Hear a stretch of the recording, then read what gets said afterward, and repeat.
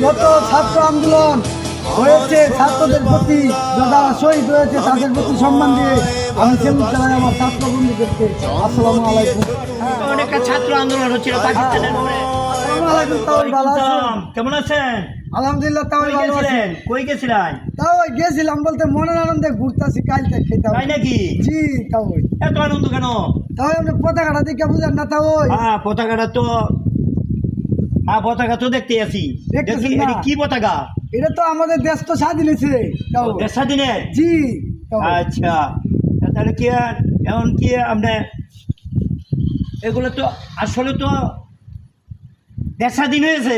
জি আপনি শুনেন নাই? তাও দেশ স্বাধীন হয়েছে যে আমি তো আজ পর্যন্ত ওই যে আমার 60-65 বছরের মধ্যে হ্যাঁ। আমি মোটামুটি আজকে কয়েকদিন ধরে যে মানে যে দেশ স্বাধীনের কথা শুনতাছি, হ্যাঁ, হ্যাঁ। এগুলো তো আমার কাছে ভালো লাগতেছে। আসলেও খুবই সুন্দর হচ্ছে। কেমনে হইলো এটা? এটাই একমাত্র আমাদের ছাত্র ভাইদের জন্য সম্ভব হয়েছে। তাই নাকি? ঠিক আছে, ওরা আচ্ছা। আন্দোলন এত পর্যায়ে গড়াইছে, হাজারো হাজার লাশ পড়ার পরেও তারা থামে নাই। ঠিক আছে, তাদের ছাত্ররা? জি তাদের স্বাধীনতা নিয়েই তারা গড়ে ফিরেছে।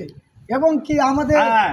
যে সরকার ছিল তার এমন ভাবে দেশ ছাড়তে হয়েছে যেটা বলার বাইরে। তাও কি বলবো? আসলে যে শুনছি আর কি, যাই কিছু করলাম না। হ্যাঁ। শরীয়তচর হ্যাঁ। সরকার হ্যাঁ। অপতন হচ্ছে, হ্যাঁ। আমাদের খুশি আনন্দের ব্যাপার, আমরা আনন্দ হচ্ছি। এই কারণে আপনি তো আমার আমি একটা কথা করতেছি। শুনেন, এই যে পতাকাটা নিয়ে আসছেন, হ্যাঁ, না, হ্যাঁ। এটা তো একটা ঐতিহ্যবাহী, এটা আমাদের ইতিহাস হয়ে থাকবে অবশ্যই। ইনশাআল্লাহ। আমি আগে জানতাম না যে এতদিন পর্যন্ত এই আশার বাইরে গেছিলাম যে আশা আমাদের পূরণ হবে। আমি আজকে বুঝতে পারছি যে আমাদের বাংলাদেশ স্বাধীন হয়েছে। আজকে এতদিন 71 থেকে শুরু করার পরেও যে বাংলাদেশ স্বাধীন হয়েছিল মানতাম, কিন্তু আমাদের যে ছাত্ররা কথা বলতেছেন আপনি, হ্যাঁ। ছাত্ররা যান জীবন দিয়া হ্যাঁ। মৃত্যুর সাথে সে বাংলাদেশ স্বাধীন করেছে। হ্যাঁ। তাই আমি খুশি হয়েছি। আমি আমার বাংলার ভাইয়ের প্রতি আমি সালাম রেখে আমি আশা করি যে আর বাহিদিন আমাদের এই রাষ্ট্র আর এই আমাদের যে জনগণ আছে তাদের নিয়ে সুখে বাস করবো, আমরা এখানে সুখে থাকবো, এটাই আমি আমার কামনা ছিল। কিচ্ছু টিকে না, তাও কোনো অন্যায় ছাত্র আন্দোলনের সামনে টিকে না। কারণ আপনি দেখেন ইতিহাস ঘাটলে দেখবেন আইয়ুব খান টিকতে পারে নাই এরশাদ, হ্যাঁ টিক্কা খান টিকতে পারে নাই, অন্যায় করে আজও পর্যন্ত কেউ টিকতে পারে নাই। এবং কি নমরুদ ফেরাউন কেউ অন্যায় করে আজও পর্যন্ত কোনো জায়গায় বহাল থাকতে পারে নাই।